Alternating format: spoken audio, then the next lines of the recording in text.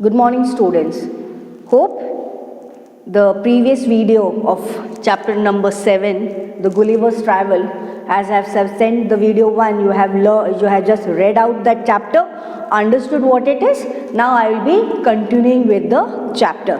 Now come to page number 117. The last paragraph goes like this.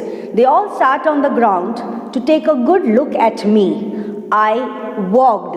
Now please students, turn your page. So here what happened?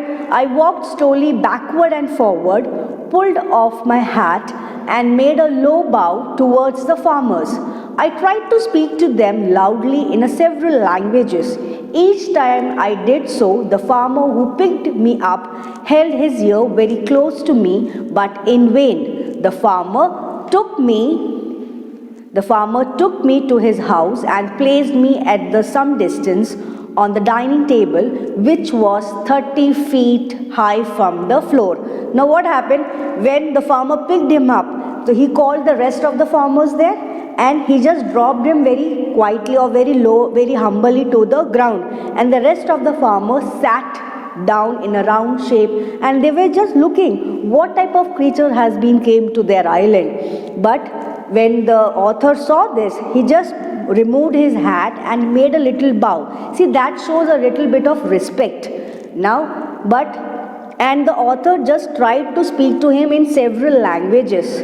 And whenever he used to try to speak, the farmer who picked him up, he just made his ears very close to his face so that he can listen to him. But the farmer as well as the author would not understand their language. The language was totally different. So now what happened there? The farmer took him to his house and placed him on his dining table, and that dining table was also 30 feet high.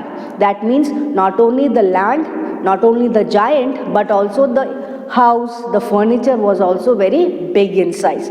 Now I am just go down to the next paragraph. Dinner was brought by the farmers in the dish, which was 10 feet in diameter.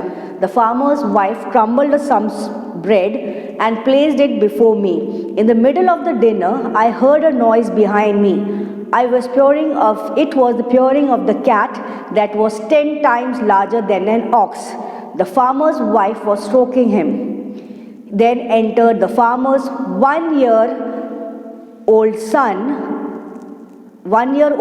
in the arms of the lady. Okay, now I will be just explaining this paragraph. So now what happened when the author was brought to the farmer's house, he was placed on the dining table, and the round dining table was a big of diameter, very big. Now what happened next? The farmer's wife crumbled some bread. Crumble means she has just broken some pieces of bread and just placed before the author to eat. When he was just eating, or when he was ready to eat, he saw some sound, and when he turned back, what happened? There was a big cat, and that cat was also 10 times bigger than an ox. If you see an ox, that means 10 times bigger than an ox. A cat was there in that island. That means not only the human beings, but all the creatures, even the animal was very big in size. Not only that, the farmer's 1-year-old son also entered in that room where the lady was picking. You can just see that picture over there. A lady is just holding the 1-year-old son in her arm. Now I will be continuing the next one. On seeing me, the child grabbed me from the table and put my head into his mouth. I shouted so loudly that baby dropped me. I would have broken my neck if the mother had not held her apron under me. Later, she put me on her own bed and covered me with clean white handkerchief. I slept dreaming of my home, my wife and my children. So now what happened? Not only the cat, what was the next thing happened over there? When the author he just noticed a 1-year-old baby was there, and that baby was also very big in size. What did the baby do?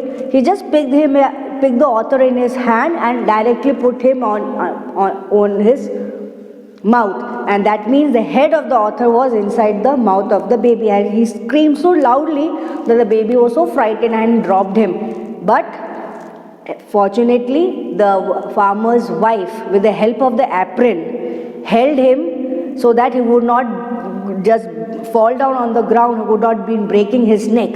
He's just telling, the author is telling that he's very thankful to the farmer's wife because she held him with her apron, otherwise he had broken his neck. Now, not only that, after that, she gave her a white clean handkerchief to him and a small bed, or bed where the farmer's wife was sleeping, a clean bed, and she just wrapped a white clean handkerchief and the farmer was sleeping. The last two lines just tells us that he was dreaming about his home, his wife and his children. That means no matter he was there, he was missing his family.